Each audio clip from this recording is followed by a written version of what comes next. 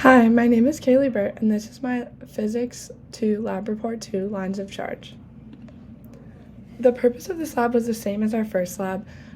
We demonstrated how charges can be given to neutral objects by pairing pieces of charged tape and approximating how much excess charge is on one piece of tape. But this time, we used a different computational model in GlowScript to calculate the charge, treating the tape as a line of charge instead.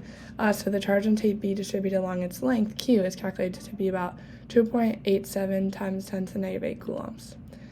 The physics principles I used were Coulomb's law to calculate electric force and Newton's second law to calculate gravitation.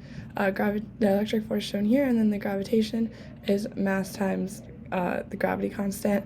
And then I assumed that net force is equal to 0 because the tapes aren't moving. And then for this second lab to calculate electrical field and force from lines of charge, I used these formulas over here in the white box. The experiment and procedure, like I said, was the same. We charged each tape by placing them on top of the base tape and removing it in one brisk movement, and then created two U-tapes, and the goal was to find the distance between the two. The initial conditions and measurements, the system was tape B, the surroundings tape A, the books, my hands, everything else.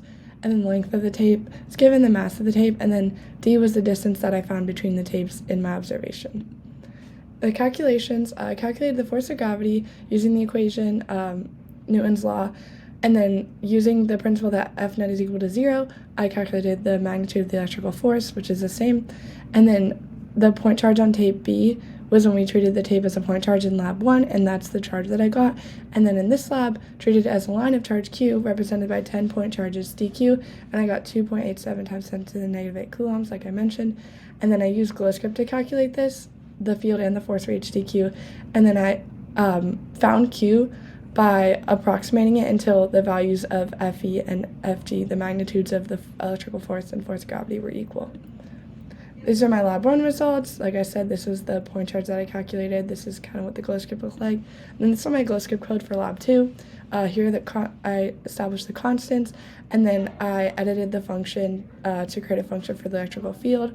And then I used the function we were given to create line charge, and then edited these values for the scale of the arrows. And then I created the top tape and the bottom tape as line charges using the function.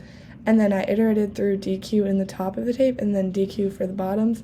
And for each dq, I found the E field and the E force at each location. And then I created an arrow at each location on the tape. And then combined those through superposition to create the total electrical force and the gravitational force. And this is what my results from the computational model looked like. You can see the combined arrows for the force of gravity and the electrical force, and then the little arrows from each dq. And then, like I said, the magnitude of the line charge Q that I got was 2.87 times 10 to the negative 8 coulombs. And then some assumptions. We ignored air resistance. We assumed that each U-tape had the same amount of charge evenly distributed, and then ignored forces in the surroundings and treated each tape as a line charge. The observed versus computational, the similarities, I got the same for the magnitude of gravitational force as well as the magnitude of electrical.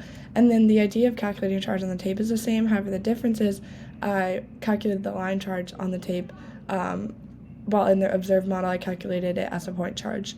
And then through using GlowScript, I did a lot more calculations. So the computational model required a lot more calculations to calculate the line charge, including splitting the tape into n pieces and then calculating the dq at each and using superposition. And then potential source of error, we didn't account for air resistance. Also assuming that each tape has the same amount of charge was helpful but probably not accurate. And then we could have used an isolated experiment environment so the tape didn't come into contact with other objects. If I had modeled each of my tapes as a point charge like I did in lab 1, the estimated value that I would have gotten for the charge of the tape was 1.4 times 10 to the negative 8 coulombs.